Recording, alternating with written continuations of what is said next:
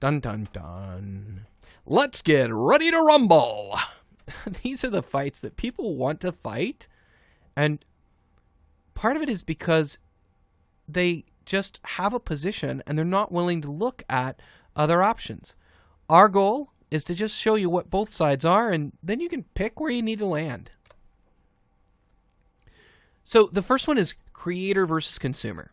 Now, by default, every intranet on the planet is probably going to be organized around department, and that's the creator-centric. Well, if Susie's in accounting, she knows to go to accounting, and that's great. Problem? It's hard for people to find stuff. What do you mean?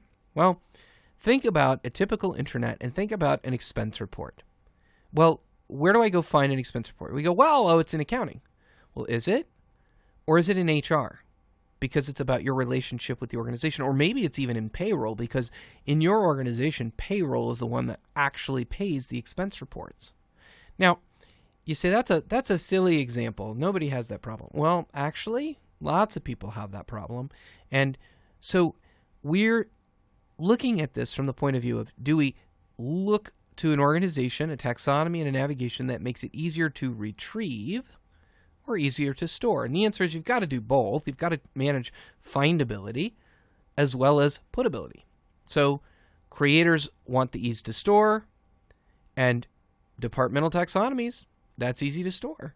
But consumers want it to be easy to retrieve, and functional taxonomies, one based on what you're trying to do, are easier to retrieve. There's no answer. There's no one right answer to this. But it's important to look at which decisions are you making and why. Most of your accesses are going to be retrievals. So if they're consumers and they're retrievals, why do we spend so much time organizing by creator? Folders versus metadata. Dun, dun, dun. This is really a thing where we have to look at it from the point of view of which answer is the answer that fits best. And I do this in terms of SharePoint because it's an area that most folks know. If you don't know SharePoint, you can just pretend this is your favorite web tool and think about it. So if you're going to need Explorer View, you're going to need WebDAV, Web Distributed Authoring and Versioning. And in doing that, you don't have metadata coming across. It's not designed to support metadata. If you're going to do opening files from Office, it expects to see folders. And certainly in the case of where you're trying to assign security, security really works from a folder point of view. Now, the problem is that people don't always navigate the same way. And in those cases, you want to try and use metadata.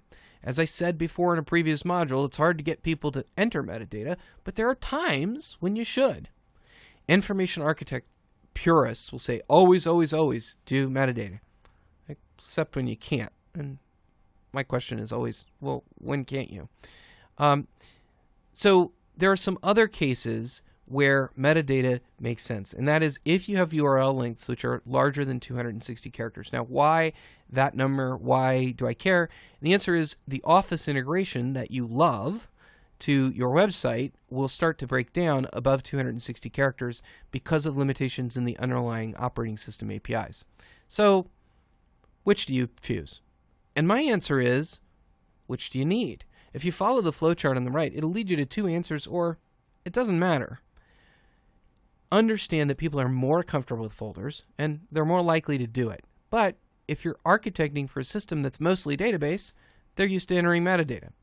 So you'll have to figure out which one is better for your users. When you're looking at information architecture and findability, you have to realize that half people search and half of them are going to navigate. Now, I don't have research on this because it constantly keeps changing, but the idea is that you're interested in people getting to the right answer. Whether they navigate or use search is really not material. You find that when you build up navigations, when you build up ways to navigate to content, then your search gets better.